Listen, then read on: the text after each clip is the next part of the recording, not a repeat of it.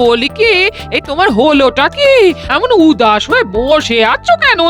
আর উদাস, কাল যে কি হবে। ভালোই হবে। আরে খাসির মাংস হবে, ভুলে গেলে? ওটা কালকে দিনের বেলায় রেধো না গিন্নি, ভালো করে রসিয়ে খেতে পারবো না বুঝলে। কেন শুনি? তুমি কোন আদারে বাদারে ঘুরে বেড়াবে যে তৃপ্তি করে খেতে পারবে না? ঠিকই বলেছো, আমায় কালকে ওই আদারে বাদারেই ঘুরতে হবে। মানে? মহারাজ স্বপ্নে দেখেছেন একটা পাখি নাকি ভীষণ মিষ্টি, আর সে নাকি মানুষের মতো গড়গড় করে রাত দিন কথা বলে। এই দাঁড়াও দাঁড়াও, এমন পাখি হয় নাকি? কি সব বলছেন উনি?